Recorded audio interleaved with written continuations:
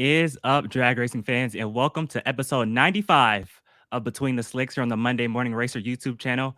My name is Darren Williams Jr., filling in for Lee Craft. He'll be here in about 5 minutes or so. Lee is out there roaming the world. That's what I love about Lee Craft. Like, all he does is travel and go to drag races. Like, he's living the life right now. So he'll be on in about 5 minutes.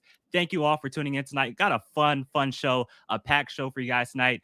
Joining me right now, a good buddy, Casey Beckmeyer of Going Bracket Racing Live. How's it going, man? Good, man. Going Bracket Racing YouTube channel in the house. I did see, if I saw it right, was Lee in Cordova, Illinois? Is that where he's at right now? I thought I saw him make a post about that. I believe so, for Funny Car Chaos, correct? They're out there in Cordova for that race. So, man. And that's not going to be any shortage of a good time, because I think Cordova, Illinois is legitimately one of the most historic tracks in the entire country, let alone in Illinois. I believe it's up there in northern Illinois somewhere, kind of by maybe close to Rockford, I guess, if you want to kind of get a general idea of where it's at. But I want to say that track's been in operation for maybe 70 years. It's been since the 50s. I know who would know is the Going Bracket Racing YouTube channel. If you watch that show, we've interviewed Brett Kepner, literally the encyclopedia of all that is drag racing. That might be something you want to look at. But I'll tell you what, Cordova, Illinois, there's a lot of history out there. Nitro, funny cars, all kinds of things. Mm-hmm. For sure. And like you said, Lee Craft, I mean, that dude, I mean, he is living the life right now. Like, every time I see him, you look at him on social media, Instagram, Facebook, he's either eating good food, traveling, or going to a Funny Car Chaos race or NHRA National event or Southeast Gasters Association race. Like, that dude is just living the life. I wish I had his life, but you know, hey, I do what I can. Hey, man, he's definitely living it up. And I'll tell you what, they couldn't get someone better than Lee to get in on this Funny Car Chaos deal. I mean, Funny Car Chaos, I have never personally been to one. I know I've been trying to talk to Lee on and off through text messages, things like that, being like, man, you got to convince him to bring it to Goliath. You got to convince him to bring it to North Carolina on the East Coast and the Southeast, because you'll pack that place out, man, because it's one thing to see those type of cars on TV. It's another thing to see them in real life. And yes, you know, every once in a while you do get a big car show up. Yeah. But the cool part about Funny Car Chaos is there's like 32, 60 funny cars there, all burning nitro, all shooting flames out the headers. And it's all in the 8th mile. So every single car is fast because they blow up after the 8th mile. You ever notice that? Yes. If you're ever watching the big show, they don't usually blow up before the 8th mile. And even if they do, I have personally seen a nitro funny car blow up at the 60 foot, and it will still coast at 100 mile an hour. I believe there's going to be 25 funny cars at Cordova this weekend, which is a pretty big amount, for that event. And so actually, here we go. Lee Craft is actually in studio. Let's bring him on right now. He just popped in. Lee Craft, how's it going, man? Hey guys, how you doing? Well, look, thank you for getting the show started. Look, I got the fans already out. Right. These guys, good group of guys. I've seen them at PRI. A lot of drag races. They're already out to enjoy the festivities of Cordova.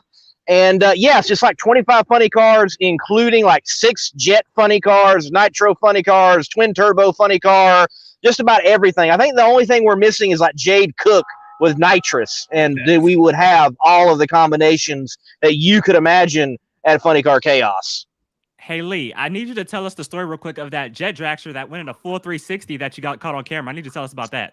Right. So, Team Game Exchange, they regularly are at the Funny Car Chaos events. They put on a great show. They do a lot of burner pops. I mean, very, very good show.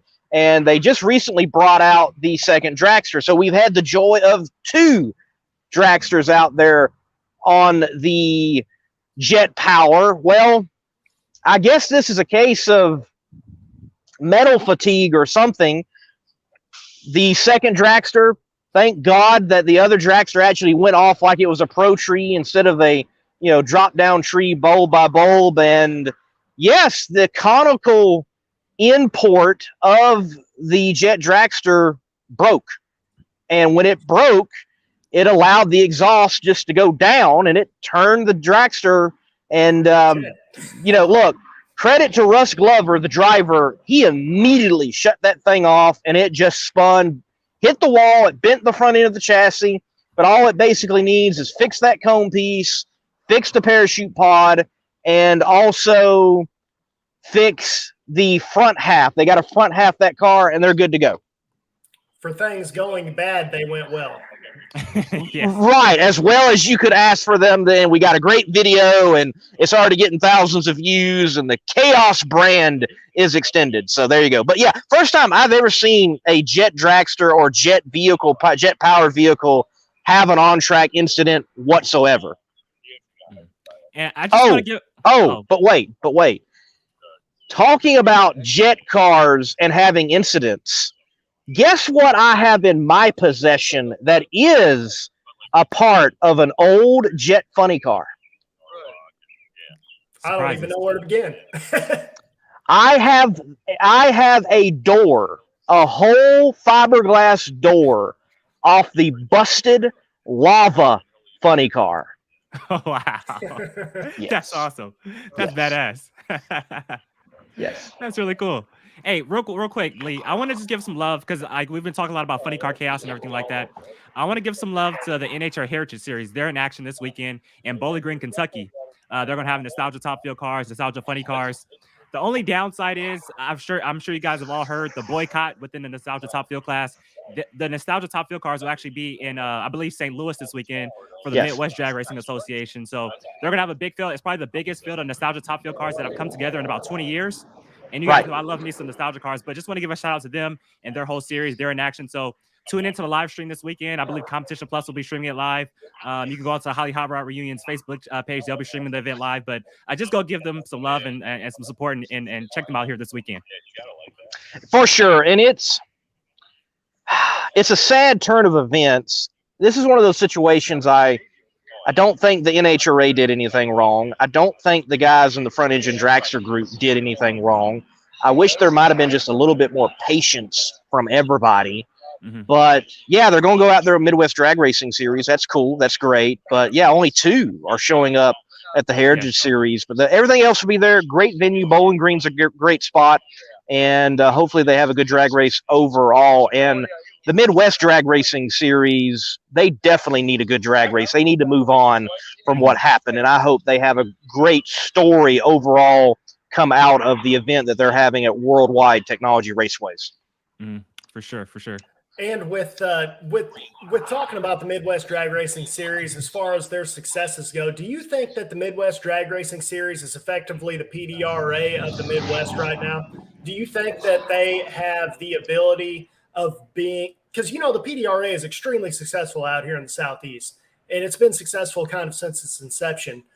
Do you think the Midwest Drag Racing Series is equivalent to that? I mean, I'm not really out in the Midwest anymore, so I haven't heard a lot about it other than what's on the internet. But from what I can tell, man, the Midwest Drag Racing Series has to be one of the most you wouldn't call it influential, but it's definitely one of the largest up-and-coming series as far as entertainment value. I think you are leaning in the right direction. I have not experienced a Midwest Drag Racing Series race myself, but I definitely do talk to people who participate in it. They every now and then you'll see them come to a PDRA event. They'll travel that far. And I've talked to alcohol funny car guys who are definitely very appreciated over there. Granted, their only issue about the Midwest Drag Racing Series is $1,000 apparently for them to enter a race, and the payout isn't always coming back to them of what they pay in. But I would say, yes, they are the premier door slammer body for the Midwest. And then they've added in the funny car, because, again, they used to be just Midwest Pro Mod Series, and now they are Midwest Drag Racing Series with adding in the funny car. So I definitely think Keith Haney has plans for more. I've never actually talked to Keith. I don't know what his plans are overall, but I think there's more for them. And yes, I would equate PDRA, Midwest Drag Racing Series. From what I understand, the rules are very similar because I do see those guys come over and run. But I will say this, as far as I know, if you see people in the PDRA, they don't go run Midwest, but Midwest will come run PDRA. So I think that does tell you something about the PDRA. Right, and I do know that there's the Northeast Pro Mod series out here, and I Yes. know that the Northeast Pro Mod series, some of the PDRA guys will go up there and run that show, but I also know that show it takes 360s to get in the Midwest Pro Mod series. Yes. So yes. It's not an easy show by any means. I mean, you might as well be running an HRA at that point. It's just they're sacrificing that extra quarter mile. Right. And, it's insane, PDRA. You've got top sportsman guys. I'm just like, fellas, just go run Pro Nitrous. Just go run Pro Nitrous. What are you doing? I watched you yesterday, man. Thank you. Funny Car Chaos. That's true, man. That's the thing. There's a lot of my thing. I mean, I commandeered this from somebody else along the way. I don't know who it was, just some random person. But we started calling top sportsman cars slow mods because that's all they are. They're just turned down pro mods. Yes. I love that. Slow mods. So, if you will, for a moment, Darren, take it full screen for me. Okay, gotcha. All right. Oh, yep. So as you can see right there behind me, we're here at Twisted Shifters 360 Steel. They're a major sponsor for Nitro Chaos and also this particular event with Funny Car Chaos at Cordova. And this is the pre-party. Actually, there's a pre-party at every Funny Car Chaos event. I told people in the NHRA, I'm like, yeah, I'm doing Chaos because they party. But they're putting on this party here just north of the track at their location. And guys, look, if you need custom shift knobs, or you need custom steel work, like even a pit for like your bonfire, you've got to check out Twisted Shifters 360 Steel. Go look them up. They have phenomenal work. And if you can think about it, they can create a shift knob for it and to your specifications. Yeah, get a GBR and a AHRE shift knob. That'd be pretty cool. I might need one. Did you see how he did that on the spot? Like, that's a professional right there. That is straight professional. That was impressive. That was very impressive. Lee, before you got on, I was just the unprofessional portion whenever we had to start your show for you, but it's all right. Thank you, by the way. Thank you. Yeah, no, I was actually just telling Darren earlier how Funny Car Chaos couldn't have picked a better guy to help promote all this stuff, man, because and I also slid it in there live for everybody to see. All these viewers, thousands and thousands of people now know that you need to bring that out to the Southeast. Look, man, you're saying that. I'm next week, hopefully, Chris Graves and certain track owners can get on the same phone, and it is an East Coast track. I think Empire Dragway, where they're having the Northeast Outlaw Pro Mod Association that you mentioned, would be another great venue. Maybe it can build to a South-North East Coast type of meet. But I can tell you this. Chris Graves knows he's got something going on, and it's worth growing. I definitely think you can expect in the future more Nitro Chaos, and I think you can see Funny Car Chaos expand as well. Maybe not necessarily a points-paying series elsewhere than just the Midwest, but I think you're going to see the Chaos Nation spread throughout the world of drag racing in North America. I definitely expect it, and if I got anything to do with it, I kind of do now, I'm going to help Chris to get the job done.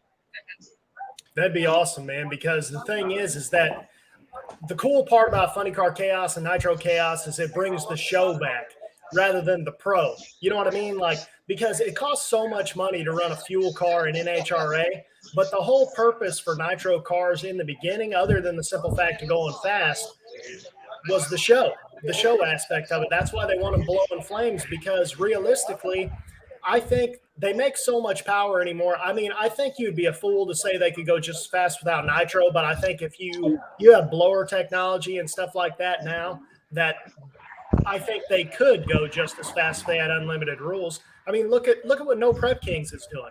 There's no one that can't say that you can't turn that car all the way up on a glued track in a top fuel dragster with absolutely no rules and all the boost you want. You could probably run with them, really. Yes, when Nitro was first put in the tank, it was that extra boost of power. because it does carry its own oxygen, and it is, under compression, it explodes, and it creates so much more bang for the buck, if you will, beyond gasoline and methanol, so on.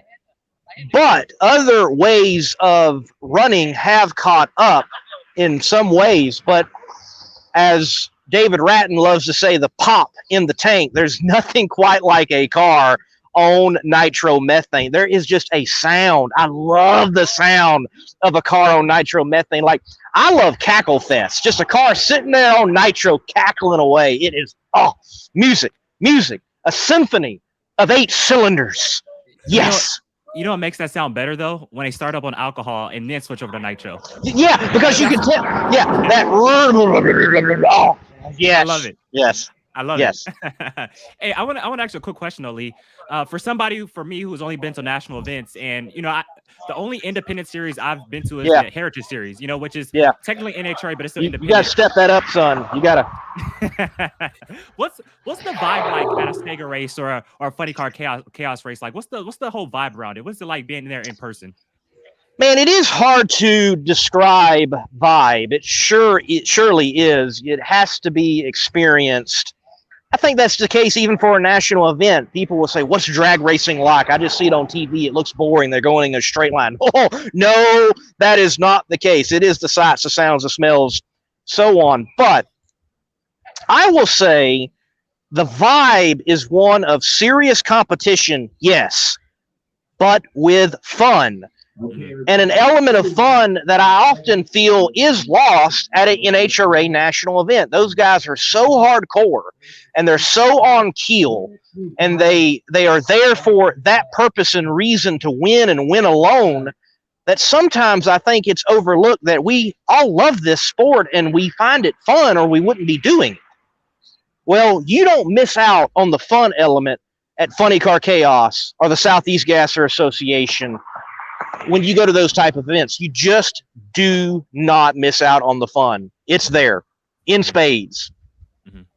For sure. And I think that just has to come from, sponsorship and stuff like that. Like you said, all the big money being poured into the big show and stuff like that. They're just I wouldn't say higher expectations, but there's a lot that goes into it as far as, I believe, sponsorship wise and things like that, where it makes it kind of takes the fun away, I guess you would say. I think that's the case. Look, there's a lot of money on the line. There's a lot of money on the line if you are competing for an NHRA national championship, no matter what class it is. And you have people you're representing and you want to do well for. And I could see how that career side of it can at times possibly take some fun away from it to some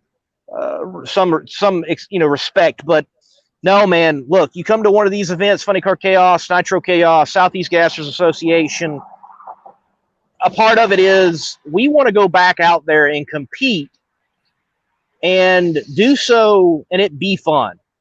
A lot of the guys here at Funny Car Chaos, you start doing your research, everybody likes to say that it's an outlaw series, and they think with it being an outlaw series that means they skimp on safety or they don't know what they're doing in a funny car. They don't have expertise when it comes to drag racing. That's not the case. You dive in to many of the people participating. They have a background in the big show. They have a background in winning national events. They have a background way back into the pioneer days of drag racing. They're out here. They just don't want to go to the big show no more because they lost sight of what they were doing drag racing for in the first place. Mm-hmm. And I have a question for both of you guys actually right here, because I was thinking about this earlier, and to be fair, I haven't really paid attention to the big show stuff this year in particular. I've been busy with a bunch of other stuff, but I think personally, and like I said, I thought about this while I was outside throwing the ball with the dog before I came up here to talk to y'all. So that being said, in my opinion, you know who most NHRA needs right now is Alexis DeJoria. And the reason being is because it brings a No Prep Kings style controversy to the NHRA, because she says what's on her mind at all times, doesn't care what sponsors think because she doesn't necessarily need sponsors. And I think that NHRA needs controversy. They got away from controversy, and controversy sells. It is what it is. Why do you think No Prep is so Why do you think No Prep is such a big series right now, specifically the Street Outlaws No Prep Kings brand? It's because it's all drama all the time. You can actually get on board with somebody's personality. You can say, man, I'm rooting for somebody. I mean, realistically, who are you going to root for in NHRA? Because if you root for one guy, it's just like you're rooting for the other guy, because all it is the color of the car, the personality is all the same. Okay, I want to ask you this then. And I know we can't compare drag racing to stick and ball sports. I know it's two different sports.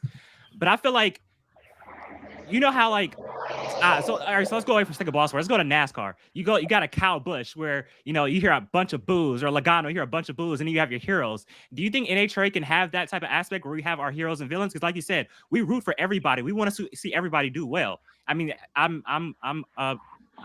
want to see everybody do well as well. But do you think NHRA could survive on having villains and heroes and stuff like that? I personally think so, because first of all, I was just out of bracket race 2 weekends ago, I guess. And a guy came up to me and he started talking about my Firebird, which looks similar to one of the cars Lee Shepard drove for Lear Morrison before he died. So it looks similar. It doesn't look like it, but it looks somewhat similar if you kind of look at it with your eyes, one eye closed or whatever, from a distance. But the point is this guy came up, it reminded him of that. We started talking about pro stock and old school pro stock. And he said, man, I really like this Lee Shepard mobile over here. And then we started talking, and then he told me how much he disliked Greg Anderson and how much he was a fan of Warren Johnson. And this is all, is what it is. And I don't necessarily believe all this is true, but his point of view was Greg Anderson learned everything he knew from Warren Johnson. My opinion is that's true. And then Greg might have learned a couple extra things on his own and took that into his own program and done all that with KB, et cetera, et cetera. But the point is he liked Warren and he didn't like Greg. And because of that, if Warren was racing today, I think that brings him to Warren's trailer to buy Warren's merchandise. And maybe he gets in an argument with someone in the stands, which drives him to Greg Anderson and buys Greg Anderson's merchandise. You know what I mean? But not at their trailer, because they got to go at the particular vendor and buy it, because you can't do that in the NHRA. That's a no-no. Which is a joke in itself. But it really is. There's a whole yes. You would not believe the numbers that are taken off the top of those vendors at the big show. It is absolutely insane. They gotta loosen up a little bit. They gotta loosen up a little bit and let folks sell things at trailers and have that vibe again. I mean, you've already bought your pit pass. Look, selling a one-off T-shirt at your trailer is not going to hurt the vendors. It's just not. So there's a soapbox right there. But we definitely need characters. People love to hate somebody and people love to love somebody. And we don't really care for people who are in the middle. We don't even talk about them. We talk about the characters of the sport. Connie Coletta, why do we still talk about him today? He was a character. Mm-hmm. I mean, cockeyed Coletta is what they called him back in the day. And I mean, he was a heck of a firebrand. You did not want to get in the way of Connie Coletta. You didn't want to get in the way of Ed the Ace McCullough. You have the swagger of Don the Snake Perdone. We just need good nicknames, for goodness sakes, once again, out there in the world of drag racing and motorsports overall. But you've got to have people who are willing to wear the black hat and wear it proudly. Going back to what Darren mentioned with NASCAR, you've got someone in Kyle Busch. Oh, he's just taking that mantle up. You've got someone in Logano. Logano came in as, the greatest thing since sliced bread, and was this hot young shoe, and he wasn't messing up anybody. He wasn't getting in anybody's way. But Kevin Harvick ruffled his feathers, and after that, he just did this. He turned to the dark side, and now he has become what he entered into and got wrecked by, and he's just owned it. It's like, I'm going to go out there and win a race. I'm not going to let someone take a race from me, and if I can take a race from you, I'm going to go do it. Look, I want someone out there like a tricky Ricky Smith. He is known for, I'm going to mess with you on the lights. And then when I'm not messing with you on the lights, I'm still messing with you on the lights because you expect me to mess with you on the lights. I want people known for things. We need that again in this sport.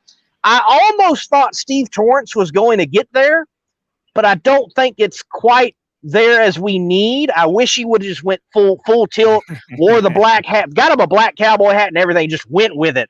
I mean, I think, you know who I think could pull it off? I know you're probably going to, is this probably going to blow your mind? I think Leah Pruitt could pull it off. Being a lady and wearing the black hat and being a little bit of a heel, that would be interesting. Put her in the same class with Stevie Jackson and you'll have a show. In my opinion. Yes. You know who wasn't scared, who would have taken and worn that black hat back in the day? Tony Schumacher. When he was dominating, he used to talk a lot of smack, and people were kind of mad at him for talking a lot of smack and he could back it up. But Tony Schumacher, I think, would have worn that black hat proudly back in the day. That's just my opinion, because he's even talked about it himself.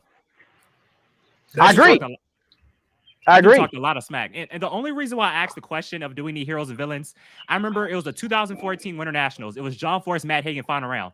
We're in Southern California, John Force's hometown. John Force comes out for a burnout, and there's a dude with a Matt Hagan shirt on, giving him the bird. Like, I'm sorry, am I getting demonetized? I'm sorry, but I love that. I love that energy. He was straight booing John Force in his own hometown. I mean, that's like the Lakers going to Boston, and then it was like the Lakers going to Boston, and then a Boston fan, you know what I mean? It was crazy, and I love that energy. And I was like, I would love to see that again. If John Force goes to Matt Hagan country, I know everybody loves John Force, but say John Force goes to Virginia or Bristol this weekend and just gets booed, I would love that. You're in Matt Hagan's hometown. I would love that energy. That's my opinion. Speaking of John Force, people forget about the fact that John Force hasn't always been a million-time champion. He hasn't always been the winningest driver in the sport.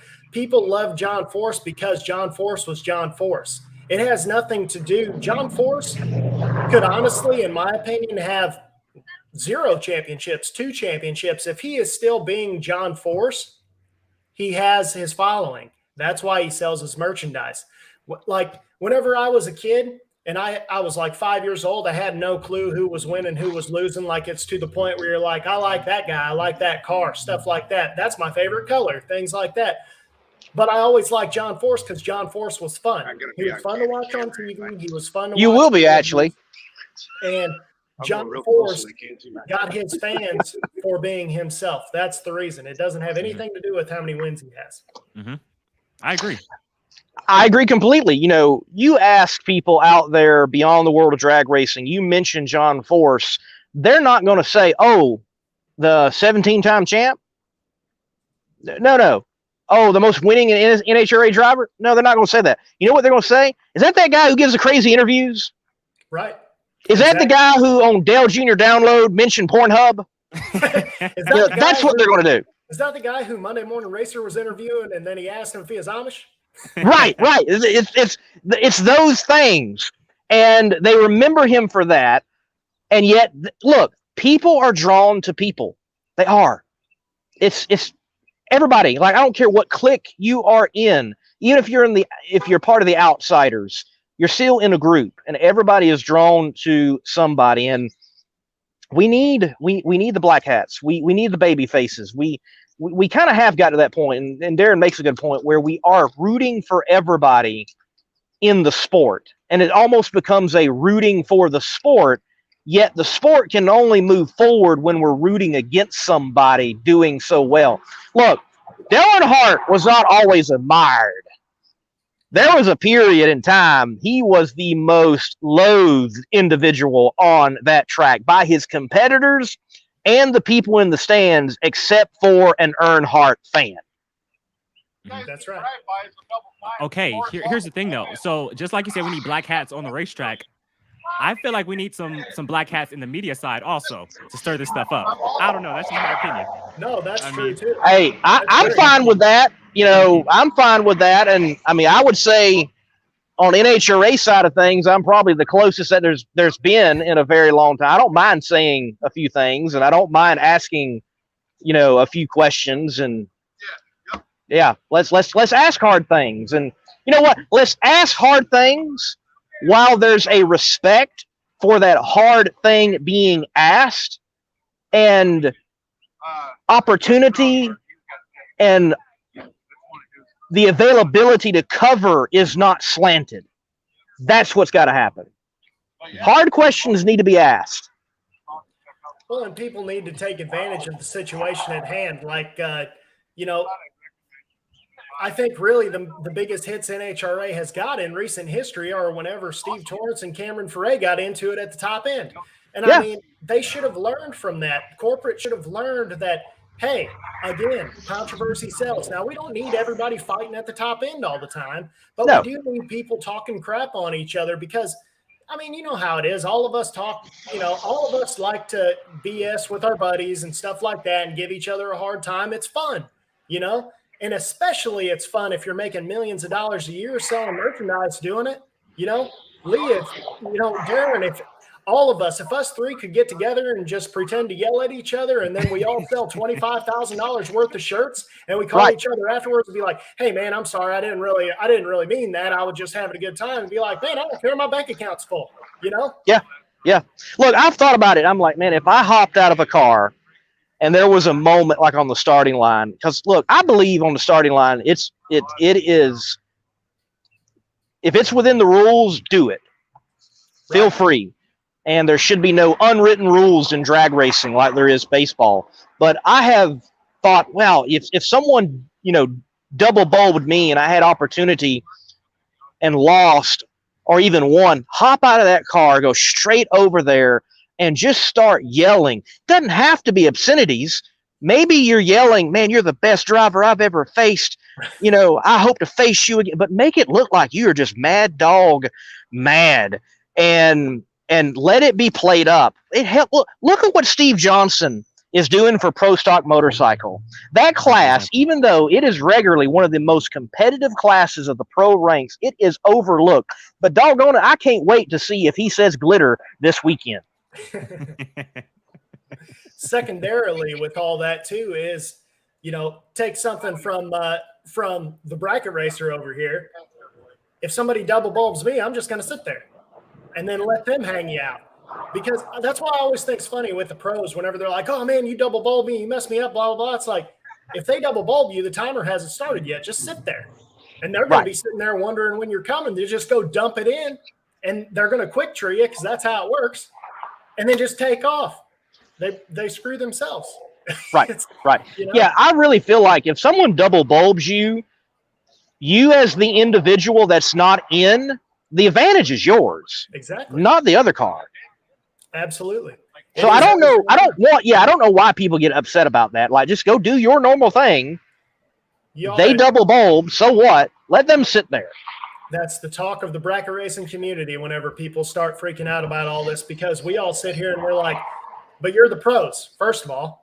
You think, whenever it came down to it back in the day, whenever Michael Jordan needed to hit that three-pointer with like 5 seconds left or whatever, do you think he cared? No, he was a pro. He hit the three-pointer. You know what I mean? And but he only had that many seconds. That's the difference. You don't have a timer started yet if the guy double bulbs you. So it's not the same. It should be no pressure. Right. We just had a comment come up about the personas, the Mark personalities being authentic. Let me say something about authenticity and personas. Remember, we're dealing with competitors, and honestly, the individual that puts that helmet on, and when that helmet is on, they're a different individual from the person when the helmet's off and they're sitting at home on their couch on a Friday or something. Completely different ball game. You know how I know that? Because doggone it, when I put a helmet on and I'm just doing karting at the local karting place, I'm a completely different individual. I'm like, get out of my way. Man, I need to put you a lap down. Move, and I'm ready to have conversations afterwards of just a, 10-lap karting race. I think we got to remember that. Sometimes we think someone is acting out or they are completely different from how they would be normally. Well, remember, they're under very high stress situations. A lot of money is involved. It is competitive. They want to win and they want to beat everybody. And most of them have high egos. There you go. And when that helmet's on, it's a different ball game. With any, I'm sure Casey, nice Casey, sitting in the middle here. Isn't that a sweet looking guy, bearded, kind of a a country hick type of fella. God bless you, Casey. But Hey, you just fit I'm the not the only persona. one. I'm not the Yeah, only right. one here. Right. But you put on the helmet, and I bet you're a different Casey. And I bet you think differently. And I bet you're cutthroat. I want to get down to this line and I want to break this guy out and I want to go on to the next round and put him on the trailer. That's how you are. There's an unsaid agreement amongst all bracket racers. It's one of the first lessons that you learn whenever you are, be it junior dragsters or when you're 16 start driving, or be it when you're 30 when you start driving. But the golden rule pretty much is once a guy has his helmet on in the staging lanes, you don't go talk to him anymore. Like that's even down to pretty much like that's people's wives, even people's dads, people's moms. You don't go talk to somebody once they put the helmet on because you need to be in your own zone and you need to think about the task at hand.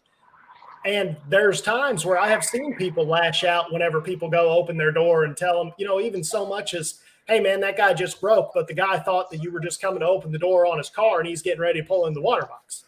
It's all about being in the zone and you're concentrating on something that isn't anything around you. It's funny how things slow down. I actually just had an issue the other day at a shorter track out here, and I lost brakes at the finish line. And it's funny how much things slow down whenever you're going, at that point I was going maybe like 123 or something across finish line at a short track. And I kind of sat there for a second, and I think the shutdown took longer than the actual going down the track because I'm like, okay, the brake pedal is on the firewall right now. There are no brakes. What are we going to do here? And I'm like, well, I can't do this. I can't do this. So I pulled it down into first gear. That actually slowed it down quite a bit. And then I got to a certain point. And I'm like, the only other option is hold trans brake. So then I just skidded on the trans brake for probably 100 feet and ended up like the right front corner was like 6 inches in the sand. But it's one of those deals, man, where it's like things slow down to the point where you just don't really understand how 10 minutes worth of stuff just happened in 10 seconds. Right. GoPro footage or it didn't happen.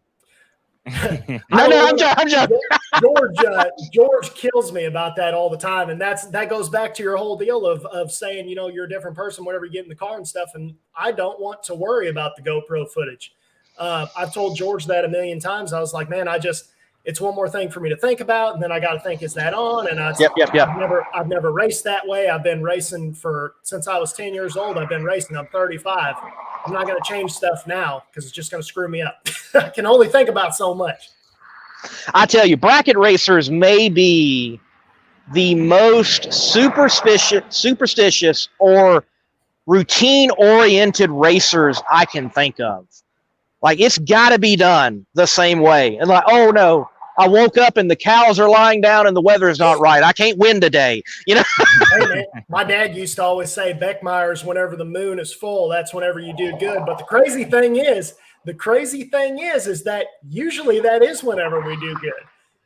All I know is he's been on this earth for 68 years. So when I was doing junior dragsters, we had a habit of, it was a bad habit, but nonetheless, we would go out and win these races, and we had it happen 3 times.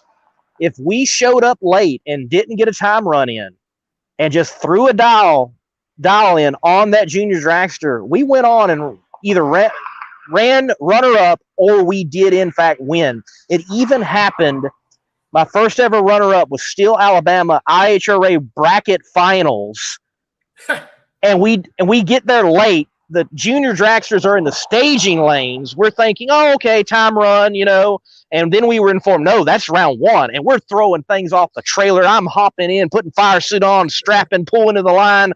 Yeah, went all the way to the finals that day. And if it wasn't for one stinking cloud and the touchiness of a Briggs & Stratton engine with that carburetor and it cooling off, I went the fastest and quickest I had ever been to that point, broke out so badly, yes, I lost. Hey, man, I'll tell you what, though. As long as that streak keeps going, I know this is a small engine we're talking about, so it doesn't use a lot of fuel, but the way the prices are nowadays, that could be a good thing, skipping out on time runs. Right. And, you bringing that up, Casey, and we've got Going Bracket Racing on, a representative of it. I'm sad. I'm very disappointed in George. George, if you're out there, I'm very disappointed in you. He's I coming. wanted to talk. Yeah, he's I wanted to commenting right now, talk about Hawaii. I wanted to talk a little bit about Hawaii, but you're not here right now. I just have to wait for it later. And that's fine. I can wait, but I wanted to talk about Hawaii and just show a little love about Hawaii and you being there, but you're not here. We can't talk about that. And yes, I'm slightly feel about it. But since we got Casey here and he's representing Going Bracket Racing, be sure to subscribe to that channel, by the way, on YouTube when you get an opportunity, and follow them on Facebook and Instagram as well. Casey, we are feeling a crunch right now. Like my little Kia Soul, it just cost me $55 to fill up in Illinois because it's like $5.15 a gallon up here. That's it. All right. That's it. Are we already seeing an effect across bracket racing of people not going to races or even major events being canceled? Warren Evans just informed me that a major event was actually canceled because the pre-entries were like down 40%. And you cannot tell me that pre-entries being down 40% is not tied to what's going on right now economically. Are you already seeing people show up less to the track and y'all are looking around like, well, since he's not here, where's George? Yeah. Where's George? He's not at the track. Where's he at? What's going on this week? Did he get paid? I can tell you that we actually were talking about this on the Going Bracket Racing YouTube channel this 2 days ago, Tuesday. And we kind of came to the conclusion that, believe it or not, I don't necessarily think that it's the fuel prices, which is crazy to think about because they are double what they were this time last year for the most part. They're significantly higher. We can all agree on that. Well, the thing that I'm thinking is if you look at Loose Rocker is one of the major series in big money bracket racing. And Loose Rocker has what's called the master schedule. And it's just a schedule of pretty much if you call them, you say, hey, I'm having X racing event. They have all the divisional Lucas Oil races. They have all the big money bracket races and pretty much anything, say 5,000 and up local races. Well, if you went on there last week and we were talking, there were not very good turnouts in the Southeast area for certain races that we thought there should be. Well, if you look at it, I want to say there were, including the 3 NHRA divisionals that were going on, there were 12 major races going on last weekend that were 3 days apiece or 4 days apiece. And I want to say 6 of them were big money bracket races in relatively competing areas of the Eastern area. So it's kind of one of those things where personally, I think there's too much of it right now. There's too many promoters doing too much stuff, and there's not enough pie left for everybody else. If there's enough pie for us three, there's 3 slices of pie left. We can't have 10 people come in here. We're not all going to get enough pie. You know what I mean? Right. Like there's just not enough to share. And George and I kind of were talking about this actually, I want to say last winter during the off season. We were saying, man, you know, there's just too much going on. The money's not going to be there next year, I don't think. You know, who are we to say that? You know, we don't do promotion. You know, we aren't in any kind of forecasting, things like that. But just there by talking to our peers in the sport and just talking on the Going Bracket Racing YouTube channel and getting the chat and stuff like that. And everybody was kind of in the same boat. So to make a long story short, I guess, I personally don't really believe it's the fuel prices. I think there is too much out there. And I also think that multi-day races actually might be the way to go in the future if these fuel prices don't go down. Because think about this. Let's say you have to drive a 100-mile round trip to go local racing. And let's just say that there's, you know, you can figure in the Southeast, there'll be 1 rain out per month. Let's say you go racing 3 times. You had to tow there 3 times. Yes, you paid the lower entry fee, but you still had to drive there those 3 times. And at this point, driving there costs just as much, if not more, than the entry fee. Now, given the opportunity, you can theoretically, for the same amount of money, for the most part, you can drive 1 time, 3 times as far, race 3 days, once a month, spend the same money that you would spend throughout the month racing on one race Friday, Saturday, and Sunday, and then you don't race the rest of the month. So there might be a place for these multi-day races that people haven't thought about yet. Yeah, no, I think you make a good point that, hey, get more racing in on 3 days. Galstar, a fellow YouTuber in the bracket racing world, he's got an event going on right now at Eddyville Raceway Park that is Friday, Saturday, and Sunday. And, the oversaturation you're talking about is a reality. Just this weekend alone, you start from Bristol, Tennessee, and now get this, Bristol, Tennessee, and then Bowling Green, Kentucky. That's not that far. Well, at least for Monday Morning Racer, it's not that far. It's not that far. And then let's keep going on up the road. You are in Cordova, Illinois with Funny Car Chaos. Just go down the road a little further. You have a bracket race with Galstar in Eddyville. And let's go on further. St. Louis Worldwide Technology Raceway. You've got Midwest Drag Racing Series. And I'm sure I'm missing something. And a few weeks after that, TB Promotions is going to have Twin 50s out there with a very interesting race that we're actually helping get the word out for him. But he has a free entry on Thursday for $10,000 to win. I want to say it's like $2,000 to runner-up, and they pay down to 8 cars. It's a free entry, and the way that it works is you can only buy back once. If you lose first round and you have to buy back, it's $50. If you don't lose first round, but you lose second round and you haven't bought back yet, it's $100, and so on and so forth. So in theory, if you say get to 5th round, and in theory, if you get to 5th round and there's X amount of cars and the math works right, there could be a point if you haven't had to buy back yet that you might have to buy back for $400 because you get to use your buyback, but Tyler's going to write you a check for $500 to buy back into that round. Kind of interesting. Is he allowing rental cars? I think he'll let you come if you want to come. With talking about bracket racing and having a representative going bracket racing on tonight, I definitely wanted to talk about bracket racing. It is a instrumental part of drag racing, and so many people get their start there and move up the ranks into professional categories. Or, frankly, there's a lot of bracket racers who I count professional just as much as a top fuel driver, funny car driver, or pro stock driver. Darren, Southern California, this hotbed of quarter mile, nitro burning, we only like funny cars and altereds type of world. What is bracket racing like in Southern California? Does it even exist? Honestly, I'm being honest. No, like all these races you guys talk about are always in the Midwest or in the South or the Southeast, like in the East Coast. We really have nothing like that. The closest thing, like for you guys know, Fontana is closed now. Where they did a lot of bracket racing, that's closed. They do some bracket racing up in Bakersfield, but it's very rare. It's still like, heads up, a lot of heads up racing. We have Irwindale Drag Strip, which is about 30, 45 minutes away from LA, and that's an 8th mile track. But there's rarely any big cars on that track. It's more so people, coming just for fun and stuff like that. So the bracket scene is not that huge from the West Coast, to be honest.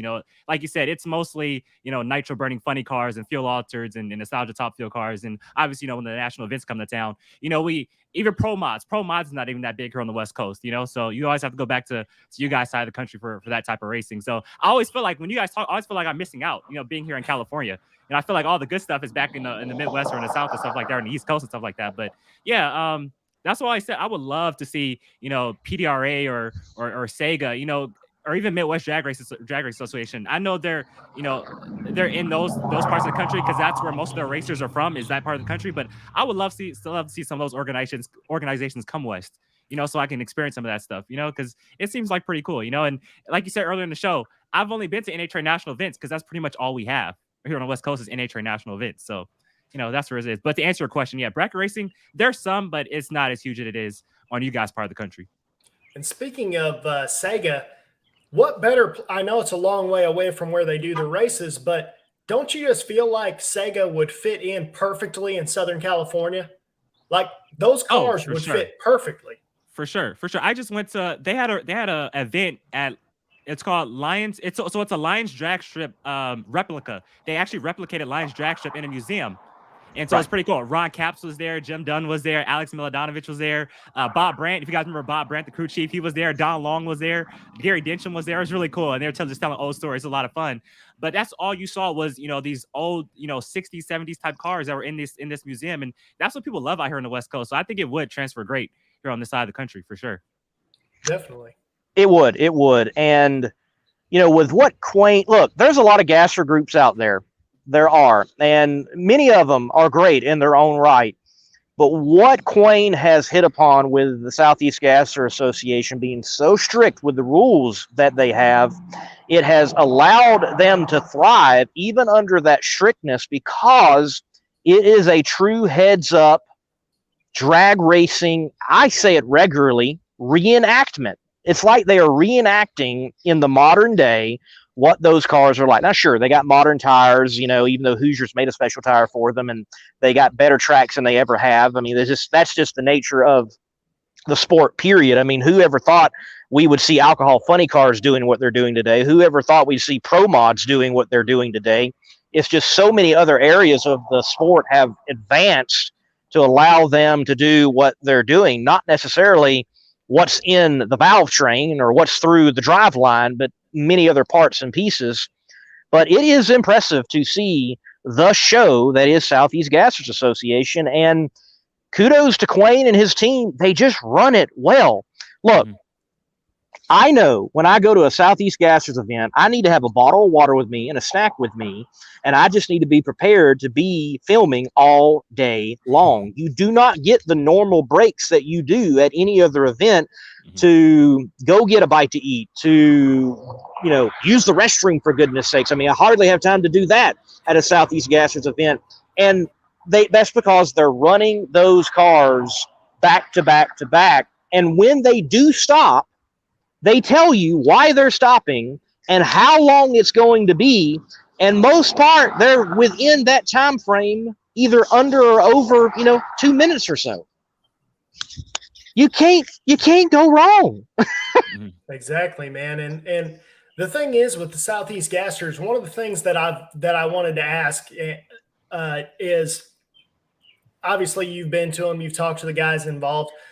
What kind of money are we talking to build a car like that? Because I know they're real strict on their rules, which the cool part about the way that they're strict on their rules, though, barring the engine and transmission portion of it, I can't imagine the car itself is terribly expensive. And this is the reason I say that. And, obviously I'm probably wrong on this, but because they conform to a 1967 or something rule book is I think it's somewhere around there. Well, they have created a rule book because if you go back to the original rule books, it's not you safe. could run a modern day car technically to the old school rule books because they were so wide open. I mean, man, the stories my dad tells me of the Ford Pro Stock scene with Hubert Platt in the early days and how they cheated. Everybody cheated. Everybody was cheating. And the stories he's got and what Gene Cromer was doing, everybody was bending the rules somewhere. But they formulated a rule book that is strict because there was nothing that was strict, if that makes sense. I'll put it that way. Right. Because like you said, they only had, modern technology back then is dirt today. It just is what it is. But kind of what I was getting at is the way they made the rule book. I have to imagine the car itself, other than attaining the actual car itself, because who knows what that would cost now for something that's 70 years old to run it. But barring the actual first cost of the car, the wheelie bars have to be connected to the fender. So you effectively just you can make your own wheelie bars out of pipes. You know what I mean? You can't have actually free hanging wheelie bars, I'm fairly certain. So I do not know an exact number. I don't know. But I will say I think it's probably comparable to really any other race car. Yeah, probably. Because Leslie Horn, let's take his car. Beautiful, beautiful Chevrolet. And it's got handwritten paint on. I mean, these cars are show cars in their own right. Like it's astounding to me. These guys go out and race them and stand them up on their tail end and, switching lanes and shifting gear. I'm like, man, shifting in the air. Yeah, I know. I'm like, you have a beautiful car. Like I don't know if I would have painted it that much if I would. But look, I think it's comparable to many other race cars. Now, I think a way in which you could enter Southeast Gassers Association, it may be less compared to other race cars is their super stock class, which honestly is my favorite class. Like, look, I love A-Gas, don't get me wrong, but I love their super stock class. It's so interesting to see all these different cars come together, from pony cars to Cyclones and others. And yeah, they're not the fastest, but it's still heads up and they're stock. Like, right. I mean, they have carpet in them. To me, that's the most intriguing class that Sega honestly has. And I think it would possibly be the most affordable. Leslie can probably chime in, Leslie Horn, a driver of the Chick Magnet, and give us some idea of cost if he wanted to, and what is there. I mean, some of these guys, they've got full-blown Gene Fulton engines, and some of them got John Kazi engines, and others don't, and yet they're still competitive, whether they do or they don't have. So, one good thing in Sega is I think a lot of the driver ability still comes out from cutting the light and to shifting those gears. Right. And Quayne Stott will regularly tell you that like anybody can drive a Pro Mod today. Right. And compared to like when he was driving. That's what I was going to say was, isn't that the reason Ronnie Sox said Pro Stock? He's done with Pro Stock now because he always had an advantage because he could shift the car better on the H pattern 4-speed than a lot of people, and that was where his advantage was. Yeah, and that plays in definitely to Southeast Gasser Association for sure. Look, it would be cool to see them go to the West Coast one time. That would be awesome. Definitely, they'd have to have the right partners involved, and there would have to be travel expenses and things of that nature for the competitors. But anyone out there, no matter where you're at, matter of fact, they're racing not this weekend, but the weekend after this one at Farmington Dragway. I think that's Boxville, North Carolina. Yep. They north of Charlotte. I plan on being there, but you need to get to a Southeast Gasser Association race. You will not be disappointed. In fact, I remember one time 2 years ago, Shadyside, there was a young couple there all the way from California. All right, so understand what I just said. Young couple. We're talking about a young man, young woman from California that went to see a nostalgia drag race in the middle of nowhere, Hicksville, North Carolina, down in a hole of a drag strip. It's a nice drag strip, don't get me wrong, but it's in a hole. Well, and that was kind of my point, man. It fits the Southern California lifestyle and that, I guess, greaser kind of lifestyle, Harley rider kind of lifestyle, motorcycles, low riders, things like that. Like all those people would love Southeast Gassers. But the key word is Southeast. Don't forget to throw in the backup girls. Quayne has oftentimes, he's like, if I knew this was going to blow up like it was, I don't think I would have put Southeast in there, because they do race outside of the Southeast. They got a great race in Ohio. I think that's Killcare, I believe. And they also race in Lyons, not California, Indiana. And that's another great race for them. And they have competitors there for a while. It's like, man, y'all need to do something about these Ohioans. They're coming down here and whipping up on you Southern boys. Y'all need to do something. But yes, Darren, the Southeast Gassers backup girls, what a classy group they are. All beautiful ladies. Shout out, I believe her name's Mary Beth. She is associated with the Patriot car. Her husband drives it. She is always on point, like themed out, red, white, and blue, patriotic, just looks great out there. And they all do a phenomenal job. I heard some recently. I remember Quang saying, he wanted to keep this. He didn't want to take the series to like bigger racetracks, because the brand is getting bigger, and so obviously more people are coming. But he wanted to keep it at these smaller, like type of racetracks. I feel like Irwindale would be perfect. It's an 8 mile track, and it's not too big, and there's an In-N-Out not too far by. I know people love In-N-Out, so I feel like Irwindale Jacks would be the perfect place to bring a Sega event to, and it's like I said, not too far from LA. I think all the logistics of it would be great.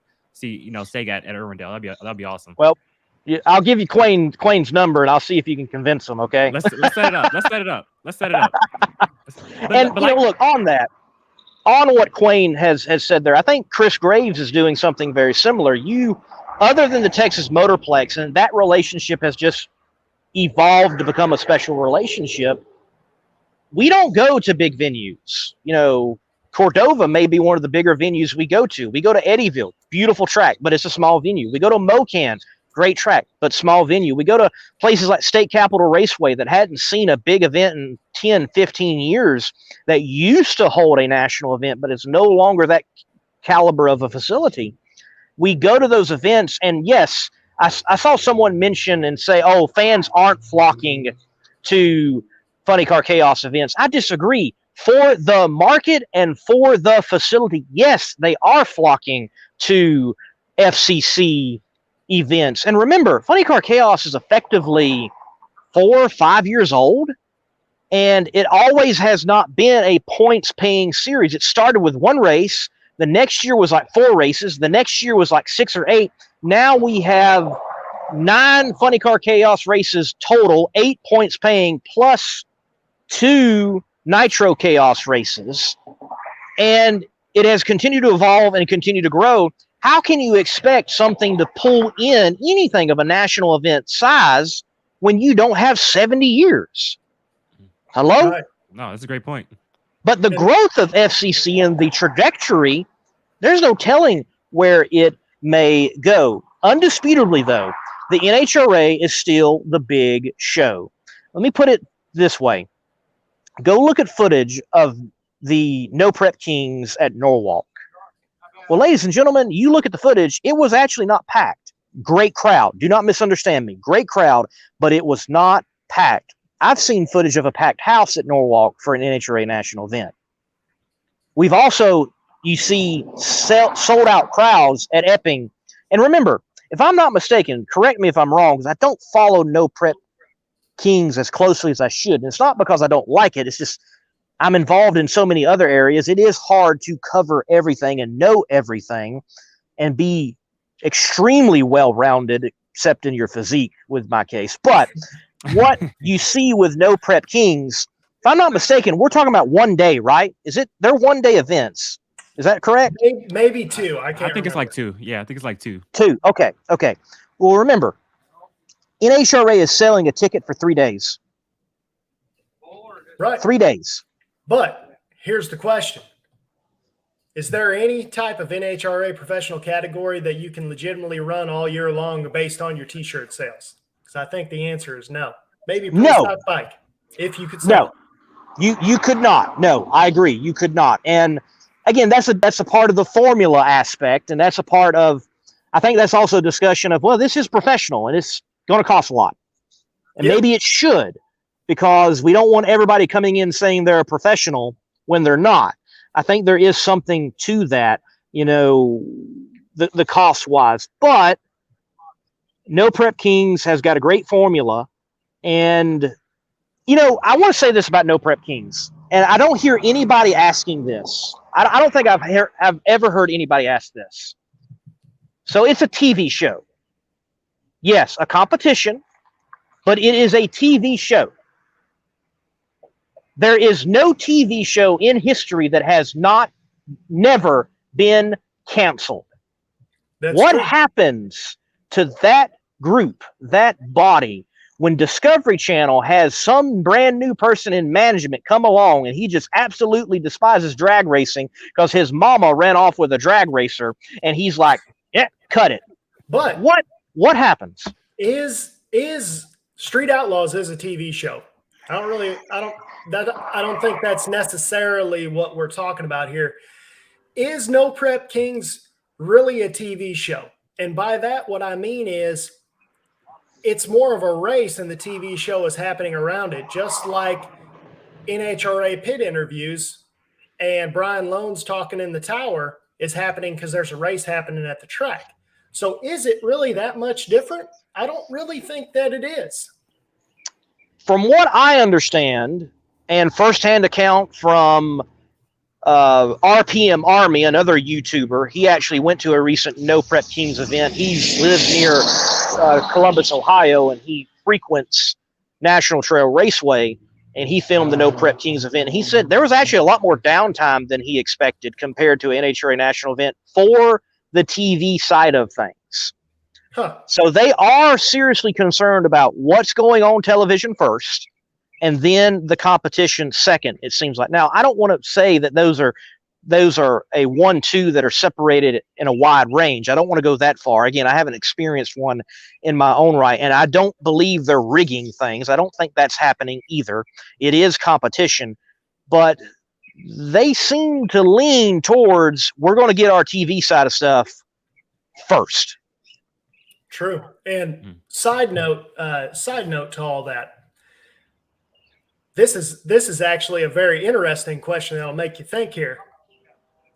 Today, right now, if you sponsor Robert Hight or John Force or Leah Pruitt or Leah Pruitt's probably not a great example because now she's got Tony Stewart and he's got hands everywhere as far as publicity goes. But if you sponsor John Force today, or you sponsored, Ryan Martin, your bang for your buck, honestly, is on Ryan Martin. You're going to get more TV time, more than likely.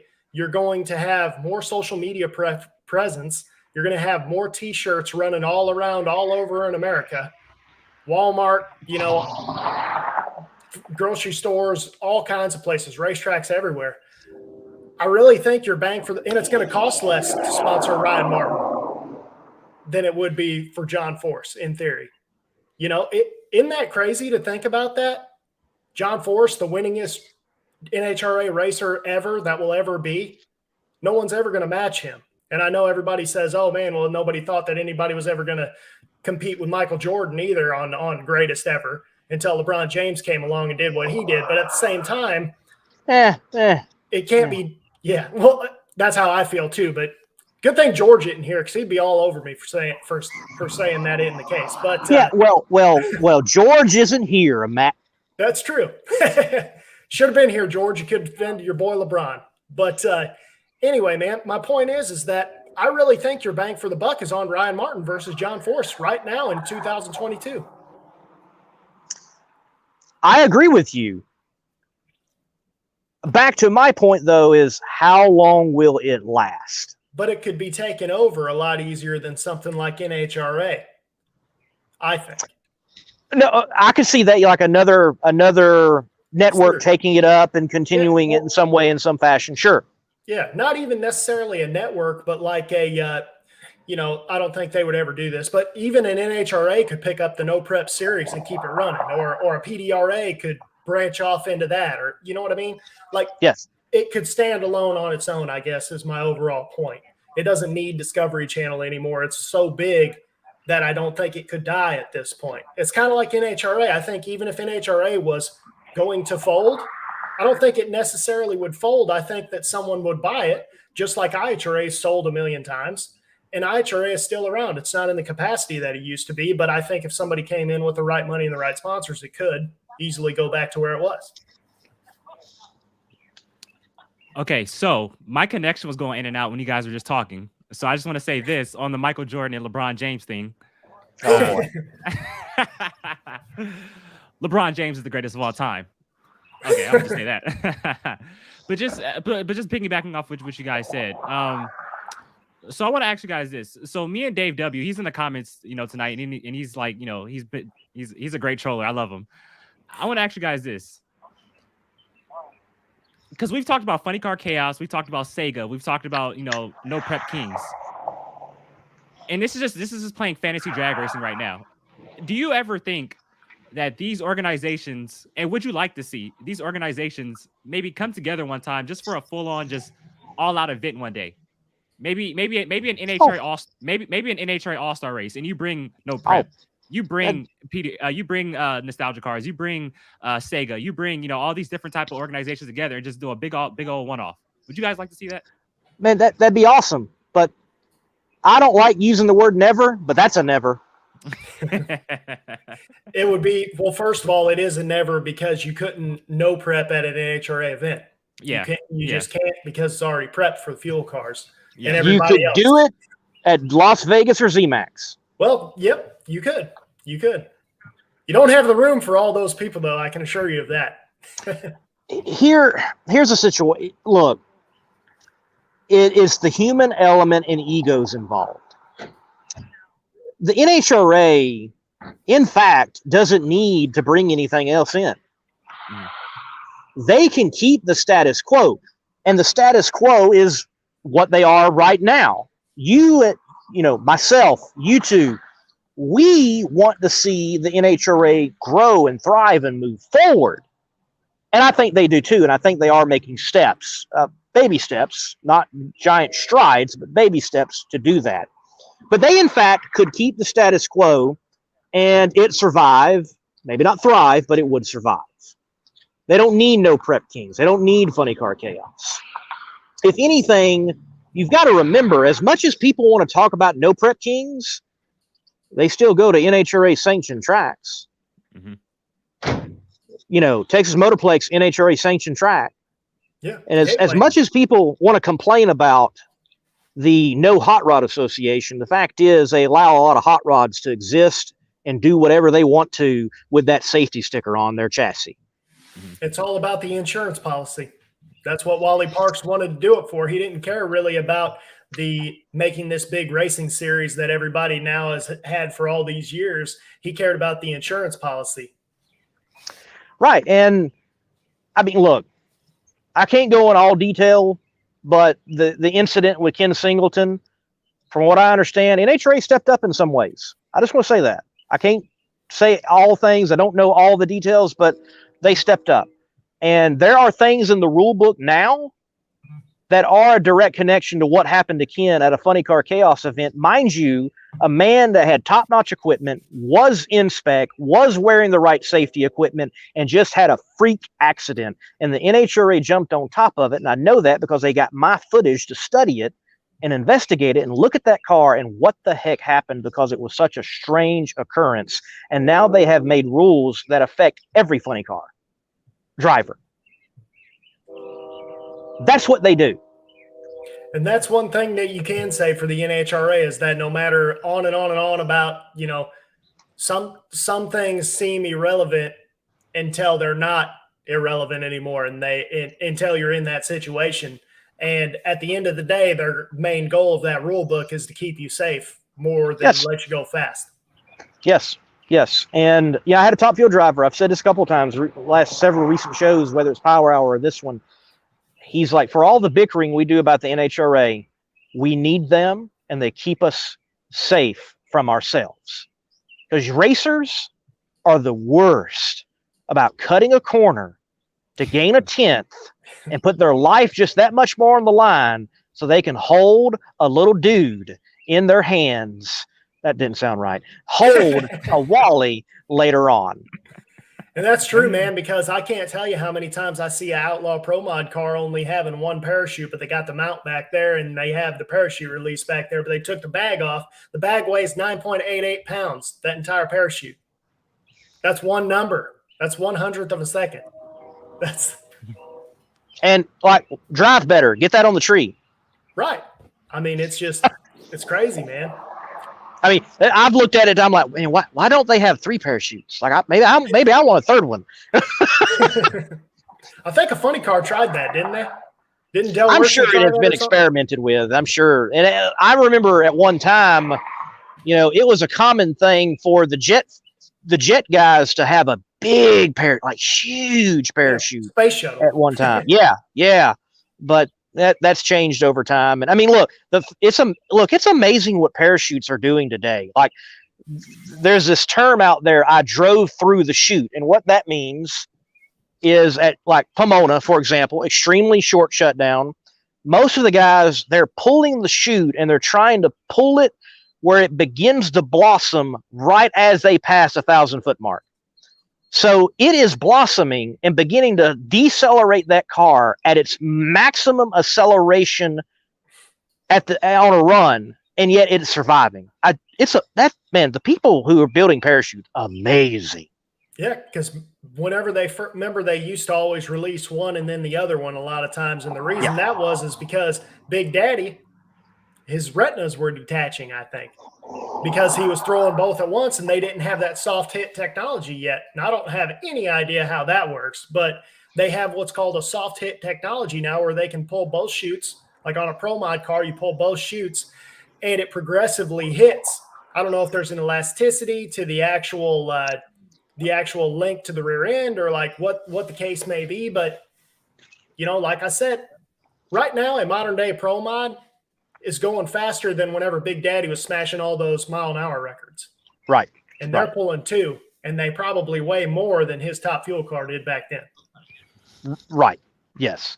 Well, look, guys, I have enjoyed chatting with you. Thank you for being on my show tonight and just having this YouTube roundup. Guys, Casey right there in the middle, he represents Going Bracket Racing along with George, who's not here. And they go live Tuesday afternoons, evenings. I think it's 5 p.m. Eastern time, right? Yes, sir. All right. They go live on their channel. Make sure you subscribe all the way to the left, or at least my left. American Hot Rod Entertainment, Darren Williams Jr., working for Competition Plus. Subscribe to him on American Hot Rod Entertainment. Guys, I got to go. I got to enjoy some of this party and get some footage for Behind the Chaos for the Funny Car Chaos YouTube channel. So thank you both for being on. Y'all can keep yakking it up. I don't care what you do. Just don't talk about me. But I got to go on and enjoy the party, okay? All right, see you, man. Good, man. Thanks for Thank you, guys. Adios to the fans. Love you. God bless, and keep the pedal to the metal. that dude is such a professional, right?